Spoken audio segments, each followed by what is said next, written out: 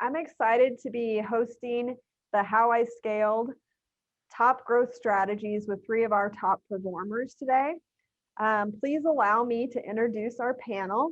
We have Chris Palermo with Global Communications Network, Tony Chang of Netstar, and Alan Jaffrey of Top Speed Data. Thanks, guys, for joining me today.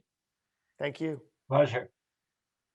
Let's set the stage with a kickoff question. I'd like to know from each of you, kind of if you had a compelling reason or driver that had you start your business. Let's start with Chris. I get that question a lot. I actually gave it on a TED Talk that I gave last year. And the answer is the event is I was fired. I was working at Cable and Wireless. I met with my vice president. He said, I have two things to cover with you. 1, 2 weeks. I really think that you need to start your agency. You're the best salesperson that I've seen. You're selling yourself short by being a sales manager. Or if you don't want that, you can be the Florida agent manager for the state. Take the weekend, think about it. I needed that gentle push out of the nest in order to start GCN. And I think it was probably one of the most rewarding conversations that I could have had to date. Thanks, Chris. How about you, Alan? So we have several partners in the business, and all of us, the founders and the partners, were graduates or refugees, depending upon your perspective, of the Bell system. Some of us worked for other providers as well, but I think to a person, we all looked forward to the opportunity to represent clients instead of a carrier and provide people an unbiased view of what they're getting. And that on top of the independence of being an agent was, I think, the draw for everyone here to a person. Very good. Tony? Yeah, these are two different questions, but actually flows together. First of all, I was motivated to get into this industry back in 1993 because I had 4 mouths to feed and 3 kids need shoes. Highly motivated. I was selling cars, and if any one of you used to sell cars, you know it was feast or famine with hardly any weekends off because people buy cars on the weekends. It was just not conducive to raising a young family. So it was time for a change, selling to businesses working 8 to 5, weekends off, hopefully, which is how I started selling long distance services. You save companies 70% and you get paid a commission. You wonder, why wasn't everybody doing this? Through mergers and acquisitions, a number of times it became Quest before they bought US West. Quest had a tagline that says, ride the light, but the joke was first you have to plug it in. Quest Network was not ready at that time and you couldn't sell anything. But I still had 4 mouths to feed and the shoes are getting more expensive, which is a compelling reason to take control of our destiny. And I started our agent business at the end of 99, and the fun still continues after 22 years. Very good. Well, I can say as someone sitting here having this conversation with you guys are all very successful. So whatever that reason was, right, it proved to be the right reason. With that success, you've had growth, obviously. What's kind of the most rewarding aspect of that growth for you personally? Let's start with Alan this time. I think my favorite part about this business and the industry is the constant requirement to learn. When I started working for the Bell system, you could have any color phone as long as it was black. And today we have all kinds of new technologies and they continue to develop. And I love learning about them and I love using technology to help solve our clients' business problems. Very good. Tony? Yeah, it started out just really making money and establishing a dependable income. But as you grow and hire people, you get involved in their lives. You quickly find out that their growth and accomplishments become the most rewarding aspect of your journey, besides taking care of the customer, which of course is extremely important. You know, for example, one of our employees joined us in the early days. I have to admit, he was very affordable and an introvert. He knew nothing about telecom, but was teachable and smart. He became a huge contributor with customers asking him, for him all the time. His dream was to be a missionary. You know, he left NetStar and went to graduate school to study linguistics, and met a woman there. They got married and are now missionaries in Tanzania, translating the Bible into a local dialect. He credits his training at NetStar, and his work experience was, foundational to make his dream come true. We had another ambitious employee who wanted to get her master's degree. We supported her in doing that, and she's now working for a Fortune 500 company. A final example is a young man that joined us in 2002 and worked for us for 14 years. He grew and became our best sales engineer. He always said that he could not sell. To that, I would respond, you are married, right? So you're a salesman. Looking for bigger opportunities, he got hired away by Comcast as a sales engineer, and he has had numerous promotions, is now a manager. He did call me up after he was there after 6 months and told me he was actually training the new people how to sell. So from not being a salesman to training people how to sell, now that is rewarding to work to the work you have done. So I would say the most rewarding aspect of our business is to see how how your employees have grown and created their own success, knowing that you've been able to help them. Very good. Chris? Well, I mean, really, it's the bling, right? It's the cars, it's the houses, it's the watches. I do that. That's it. No, but seriously, I have three things. I thought about this for a bit while Tony was giving that answer. And the first thing was the most rewarding was finding the opportunities before anybody was selling them. So 16 years ago, I'm slinging circuits just like everyone else. I'm noticing that these addresses are similar. And then I find out that these are data centers. How do I sell the data center? I'm selling the circuit into the data center, but not the data center. Researched it, asked my customer. They gave us a shot. And I said, hey, I've never sold one, but I'll tell you, I'll give you as much commitment as we do on the circuits. Just give us that shot. They asked us about Tokyo, 28 racks in Tokyo. What I learned is all the world's largest companies had already built out their footprints in the United States. They needed help internationally. That's what we started on doing, and it exponentially grew our business. The next thing that's very fulfilling is when you have a customer that wants to go into cloud transformation and they're interviewing Tech Data, they're interviewing IBM, they're talking to this company by the name of Global Communication Networks, and we show them strategically in order how we're going to help them transform, and they choose us.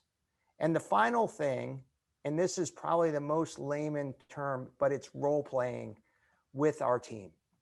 I did this in my early years in selling telecom with a company called AllNet Communications. And I realized when you're able to effectively ask questions, find pain, find the problem, and help the customer through effective questions, you're bulletproof. We do this 3 times a week with our sales team, and I attend these calls. And I can see new salespeople that might have been in the industry for 10 years turn into actual killers when they're selling because they know the right questions to ask all the time. So those are my 3. Very good. So yes, if I synthesize what the 3 of you just said, the most rewarding aspect of your growth really it revolves around impact, not only for customers, but for the employees that you're able to employ as well. as well as like a nice income, and being able to support your family goes a long ways. So with all the success that you've had, I know it doesn't always come easy, right? We have failures, we have pitfalls that we might fall into. But one thing I have recognized, at least in my own personal life, and I'm sure you guys have as well, is that you learn from those failures. So I'd like to dive into what you view as your biggest professional kind of failure, and then what you learned from it, or what you were able to turn that into. The biggest failure that we found was having hunters sell into the customer's base. So when a hunter sells to a customer, we call it the IT pie. Any customer might have 8 slices, 10 slices of that IT pie. We might have just sold them 2 slices. The hunter is off to the races. They're looking for the next thing. They're not interested in cultivating these slices. So our base was starting to languish.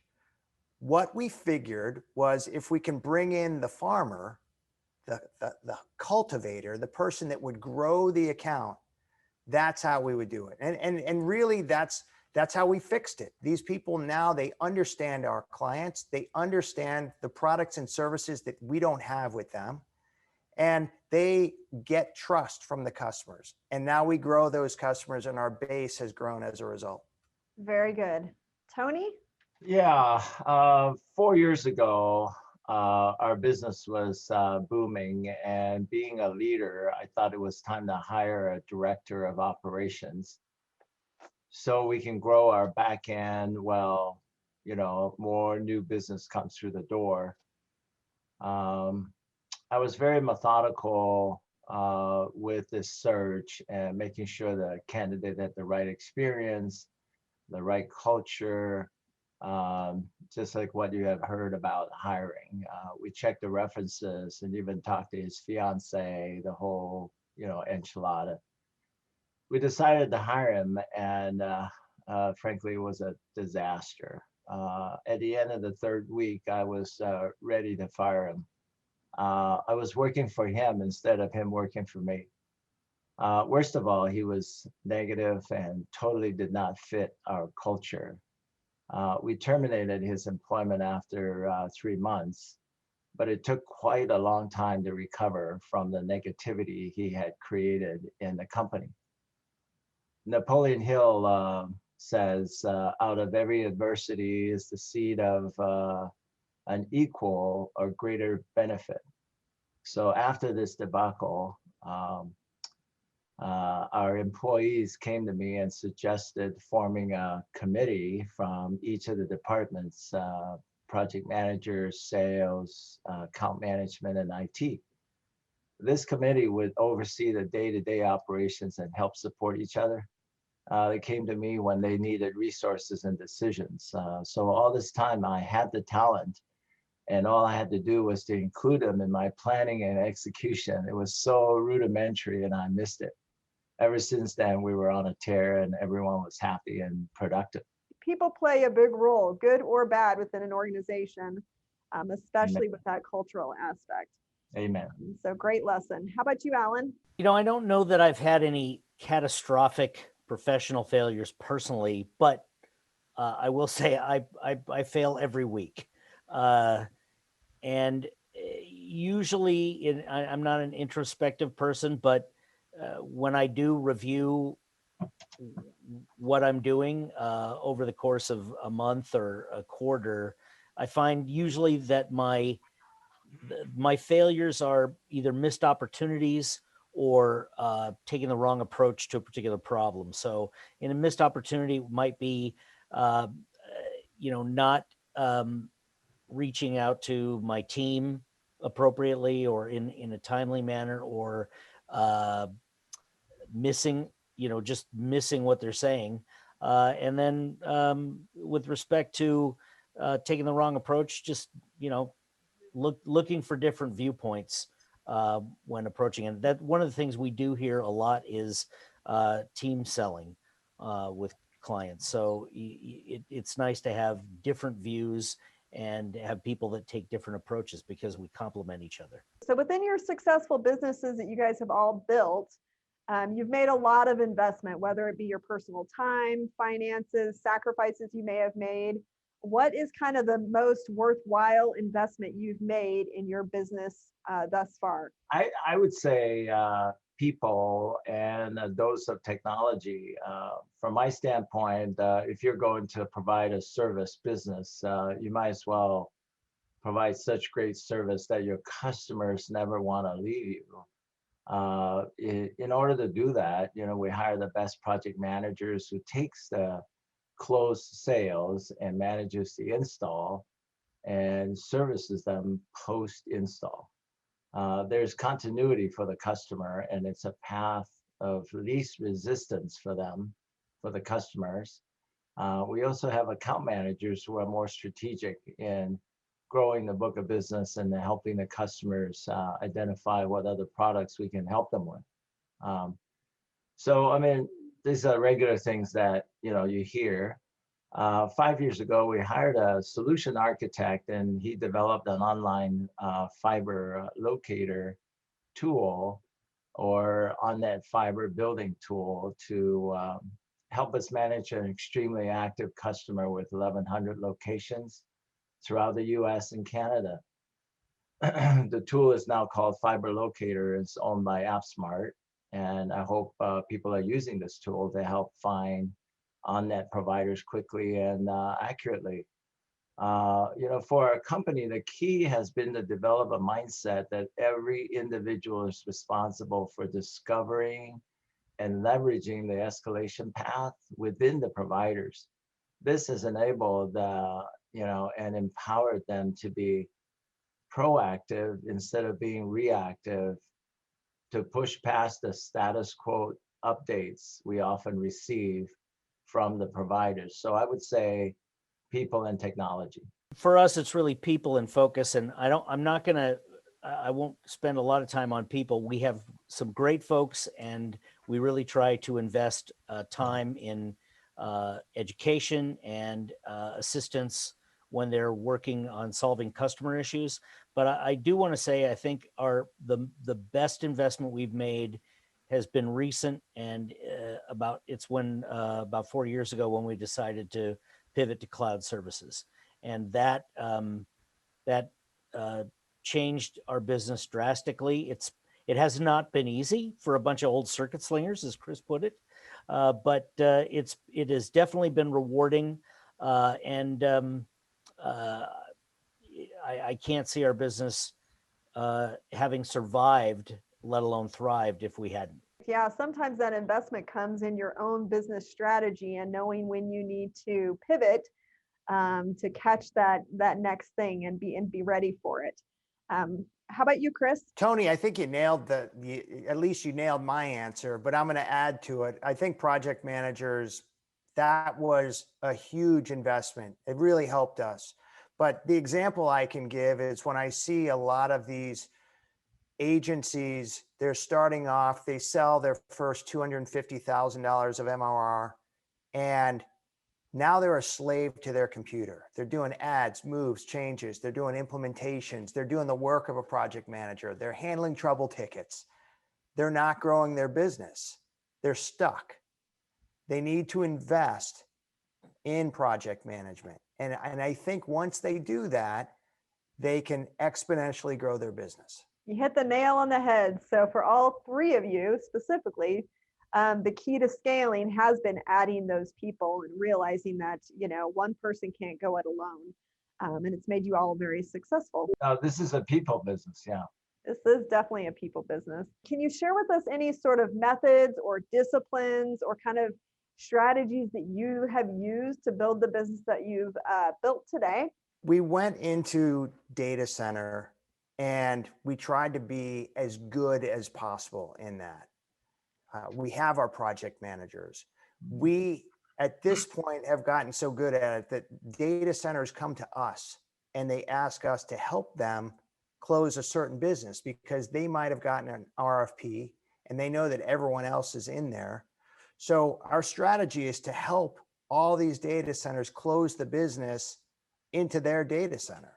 We do that in a number of different things, not just with data centers, but with cloud also. So it's just being the best at what you're doing and surrounding the opportunity with valuable people. So then you can have a word of mouth that these companies are going to source you out and help grow their businesses. I would love to have some shortcuts to bringing on new logos. I think everybody wants the shortcut. Yeah, exactly. Yeah, it's been my experience working within a vertical, kind of like Chris was saying, right? He got into the vertical on the data center. So vertical has generated, more success for us. On the verticals, I mean, you get to know their business, you speak the same language, and the prospects might be familiar with some of your customers that you name drop. So they will take the time to listen, and you have a greater chance to find something that they need that you can provide a solution to. So I would say that that's been a good success for us. I think for us, it's leverage and it's leveraging relationships. That's probably the most critical. So as my dad used to say, the longest distance between 2 points is a shortcut. Well, I don't really believe in shortcuts, but if you can leverage those relationships that you have and develop new relationships with MSPs, phone vendors, other contacts, local chambers of commerce, you can get yourself a good pipeline of referrals. In addition, on the supply side, leverage those relationships that you have with the providers, leverage those relationships you have with your master agents like AppSmart, and get the help that you need on whatever opportunity that you have from the people who know the technology that they are selling. So if it's new technology, one of the things we did with cloud services was try to identify the opportunity, loop in the appropriate person at AppSmart or provider X, Y, or Z, and then ride shotgun and learn. It works the same whether it's on the demand side or the supply side, but definitely developing and managing relationships. It's not a shortcut because it does take work, but it will help you. It's better than cold calling. Let's put it that way. Yeah, for sure. You nailed it. All right, so no quick shortcuts here, but you don't have to cold call either. You can leverage your relationships, focus on a vertical, and have the right people to support that vertical. And you guys have managed to find success in attracting those new logos into your businesses. Good stuff. As we look to the future and kind of the next generation of the up and comers, would you guys have any sort of tips that you would give them as they start their own journey into this business? You've already done the scariest part if you decided to jump in. It's not rocket science. I would say you can develop new contacts, nurture your existing contacts, and treat people with respect and have integrity. Those are the things that will get you far in this business. We talk about it here at Top Speed Data. It's a get rich slow scheme. Yeah, then the next generation, and I'm just so excited that my son and my nephew have joined us in the business, and these are young people that really knows how to use all the tools, with LinkedIn marketing these days. I mean, all kinds of different aspects, and different people have tremendous success with all of that. And so there's a lot of avenues, but one of the things that I thought about this and mentioned to them that this is a service business, and it's really about people and relationships. In the end, after all those tools, we still deal with people. We still talk to the customer, finding out what problems they have and how we can assist in helping. So really getting really good at relationships, listening skills, personal development, and sales training. Those are quote unquote like old school, but it is here to stay as long as there are people around. So I would say that that's still the advice for people getting into business. I'm going to agree with both Alan and Tony. I mean, you're going back to sales 101 here. The first thing is don't overpromise. I hear so many people, oh, we can get that circuit in 30 days. And I come back and I'm like, you're not going to get it in 30 days. You're choosing this provider. They're a great provider. It's going to take them 4 months to put it in. We can get a faster one, but you might not like that decision. So don't overpromise. If there's a problem, don't run from the problem. I have a list of people that have run from problems from providers. We don't work with those people any longer. I want people running so fast toward the problem to fix it. That's what helps your relationship with the customer, to make sure, own up. If it's your mistake, own up and tell them you're going to fix it. Be 1,000% honest all the time. So it's just sales 101, but those are the things that you need to really specialize in. So we have about 3 minutes left. I want to give you guys all the opportunity to end with a little bit of a question that maybe I didn't ask you that you wish I would have, and kind of what you wanted to share with that. So let's start with you, Chris. Yeah, I've been in the business since 91, and I want people to learn from the pitfalls and the mistakes. I'd love to write a book on it, but one of the things that I want to talk about is providers that are friendly. I call them agent friendly or agent unfriendly. And you really have to realize these providers early on. You can tell who they are. Those are the ones that look for reasons to stop paying the agent. They're looking, they have things in there that says, we're not going to pay you after the renewal, or if you don't renew it by the termination date of the contract. You may be working on the renewal, but we're going to cut that commission until you do. Or we're going to pay you less. Or we're going to put a salesperson on your account internally to, quote, work with you, but maybe their job is just to take over that customer. So I'm always looking for the agent-friendly businesses. Most of them are, but I make sure that we don't work with agent-unfriendly companies. I would say that every entrepreneur needs someone to talk to for insight, being a devil's advocate, to give you a different perspective, to tell you either you're crazy or not, someone to share your good times as well.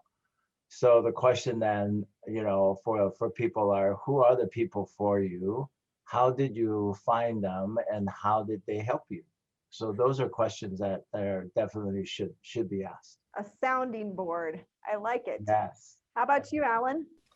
Well, actually, tagging a little bit off of what Tony said, diversity is a big issue in this industry. It's very white and it's very male. We need to change it, and I think not only will the businesses we serve benefit from changing that, but our business will benefit from changing that. Having a broad worldview or view of different problems or view of different ways people do business is really important. It's really important to problem solving and customer satisfaction. It's something that we're working on here, but I grew up in this business and started in 1983. And it's Wow. It may be not as white and not as male, but it's still too white and still too male. We need to bring more and different voices in here. Well said. Well, thank you all so much for joining me today. It was great to sit down and have this conversation with you. I appreciate all of your efforts, all of your strategies, your tips. It'll help with the future generation that's coming up and attracting a more diverse population as well as we go forward.